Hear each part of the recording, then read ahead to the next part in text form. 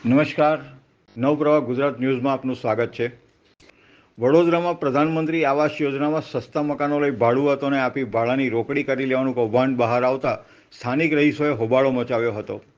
રોષે ભરાયેલા સ્થાનિકોએ ભારે સૂત્રોચ્ચાર સાથે ભાડે અપાયેલા મકાનો ખાલી કરાવવાની ઉગ્ર રજૂઆત કરી છે।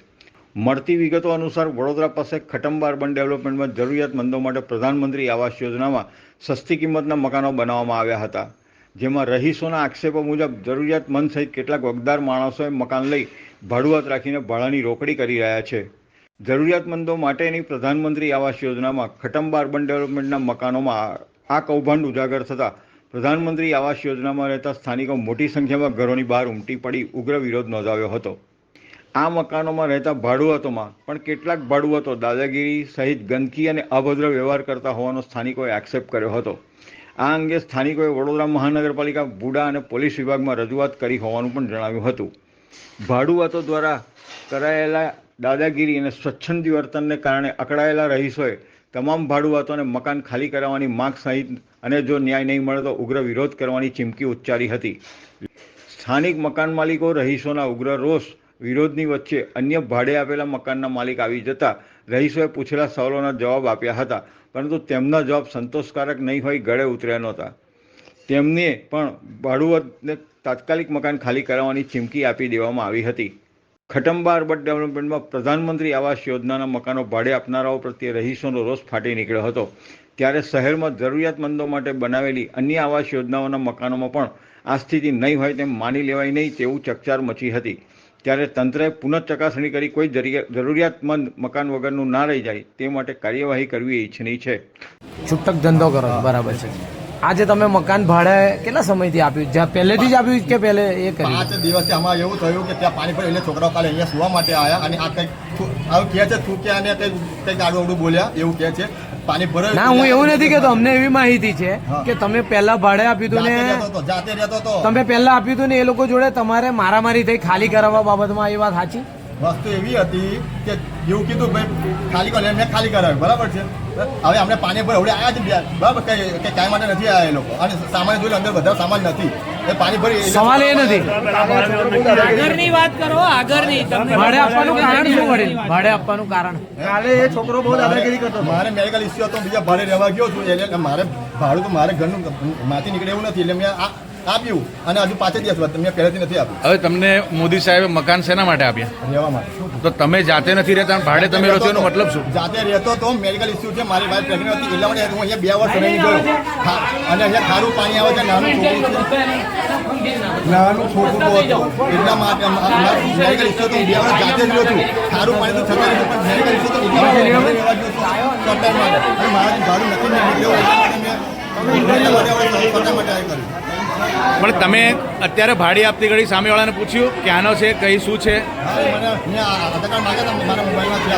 તમે કમિટીમાં જમા કરાવ્યું છે? હજુ હમણાં થયું, હજુ હમણાં અંદર આવ્યું છે અને હું બહાર હતો થોડો, મારા મેડિકલ ઇસ્યુ છે, હું બહાર હતો અને મારા મેં મોબાઈલમાં છે કાપીનો છે ને તમે અત્યારે ચલો મારી નથી આપ્યું ટેમ્પરરી માટે પાણી ભર્યું એટલા માટે એ લોકો આવ્યા હતા મેં આપ્યું છે, એમને અને મેં ખાલી હતું મારું મકાન। તો ખાલી હતું તો ભાડે કઈ ના રહેતા હતા? કોણ? હું જાતે રહેતો પછી મેં કહ્યું જો ભાડે રહેવાનું। પણ તમે અત્યારે સ્ટેટમેન્ટ આપ્યું કે હું ભાડે રહું છું, કારણ કે મારે અત્યારે મારું ભાડું ચૂકવવા માટે મકાન મેં ભાડે આપ્યું છે। અમને જ આપ્યું 5 દિવસ વધારે નહીં દીધા, પણ ભાડે આપવા માટે તો મકાન મોદી સાહેબે આપ્યા ને તમે આપ્યા કઈ રીતના? સાહેબ ભાડે એટલે ટેમ્પરરી પાણી હતું આપણે મેં કાંઈ માટે ભાડે નથી આપ્યું। હું મારે અહીંયા પાછું આવવાનું છે હું અહીંયા જ રહેતો હતો, મેડિકલ ઇસ્યુ વાઈફ પ્રેગ્નન્ટ હતી, ખારું પાણી લીધું હું શિફ્ટ થયો છું। વસ્તુ આ છે મારે અને એવું હોય તો પ્રેગ્નન્સીનો તમને રિપોર્ટ પણ ગવર્મેન્ટના કાયદા મુજબ તમારે 7 વર્ષ સુધી કોઈ પણ મકાન ભાડે આપી શકતા નથી। એવું તો સાહેબ કામમાં બધે આપ્યું, તમે પછી ખાલી મારી પર જે કરશો તો એ વાત ખોટી છે। તમારી પરની દરેક પ્રત્યેની વાત છે, પણ તમને ખાલી તમે આપ્યું છે એટલે અત્યારે પ્રશ્ન તમારી પર છે એટલે તમને કહેવા માંગે હું રહેવા ના ભાડે આપ્યો તો સમજ્યા, વાઈફ પ્રેગ્નન્ટ હતી એટલે મેડિકલ ઇસ્યુ લીધું હું અહીંથી શિફ્ટ થયો છું, હું જાતે રહેતો હતો। તમારી વાઈફ પ્રેગ્નન્ટ છે, વાત સાચી છે, પણ ટૂંકમાં એનો મતલબ એવું નથી તમે તાળું મારીને પણ જઈ શકો છો અને કામ કરી શકો છો ને? પણ સાહેબ મારે સામે ખર્ચો નીકળતો હતો મેં એટલા માટે ભાડે આપ્યું મેં એવડે પણ કામ તો બહુ દાદાગીરી કરતો હતો એ ભાઈ તમારા ધવલભાઈને મારવા દેતો હતો યો તમારા ખર્ચાના ન્યુસન્સથી અહીંયા ટાવરના અંદર દરેક રહીશોને પ્રોબ્લેમ થાય એનું કારણ શું?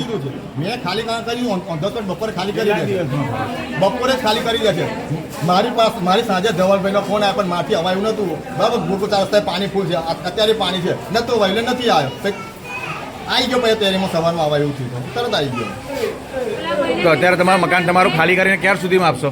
બપોર સુધીમાં થઈ જશે ખાલી મેં છોકરાને કહી દીધું ઓન ધ સ્પોટ કે ખાલી કરી દો નહીં થાય તો ખાલી કરવાનું છે ફાઇનલ તમારે જે અસલ યોજ લેજો પછી બીજું શું કહો અને કદાચ જો પાણી લીધે કદાચ મકાન હવે ના દે તો હું માણસે તો બતાવી શકું મારે કે ભાઈ પાણી છે બરાબર આપણે બહાર તો કદાચ કાલે થાય કાલ સવાર સુધી થાય પણ ખાલી થઈ ગયું મારી પેલી બેન બોલી તે બધાની વચ્ચે હું લેવા બોલી તો પછી આ લોકો ખાલી નહીં કરે તો અમે લેડીઝો ઉડામાં જઈશું અને ઉડાવાળા બી નહીં સાંભળે તો અમે કમિશનર ઓફિસે જઈશું અમને નહીં મળે તો મેયરને થઈ જઈશું પણ હવે અમે અહીંયાથી આ લોકોને ખાલી જ કરાઈશું અને ભૂખ હડતાલ કરીશું અને વગર કારણની ખોટી ફરિયાદો કરે છે વગર કારણના ઝઘડા કરે છે ખોટી પોલીસ કેસ કરે છે અને અમારે અડધી રાત્રે અમારે છોકરાઓને મૂકી અને પોલીસ ચોકી હવે વરસાદમાં દોડવું પડે છે તે પછી કોણ કરશે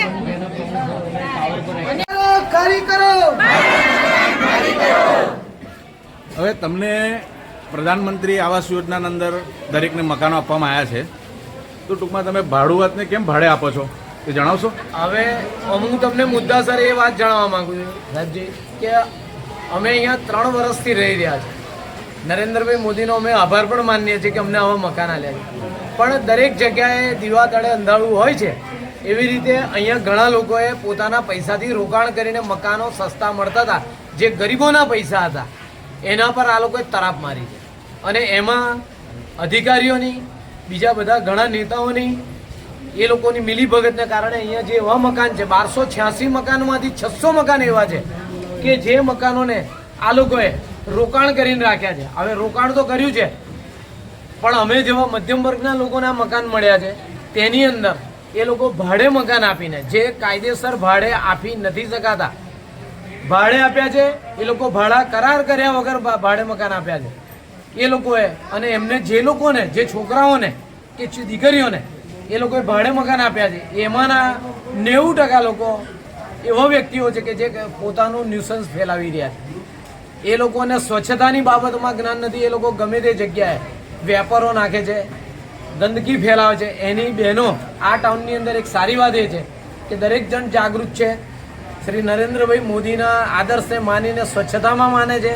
તો એ લોકોને કહેવામાં આવે તો એમના ઘર માલિકો પણ ઝઘડા કરવા આવે છે કે ભાઈ તમારે એમને નહીં કહેવાનું. તો શા માટે નહીં કહેવાનું?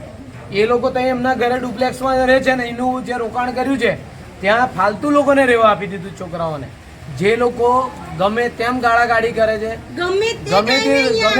ગમે તે ટાઈમે આવે છે, રાત્રે આવીને બેસે છે, રાત્રે મોડા આવે છે, હલ્લાબોલ કરે છે.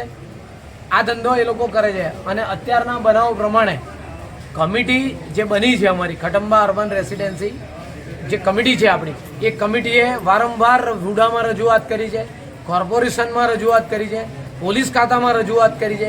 કમિટીએ 3 વાર બધાને નોટિસો આપી છે.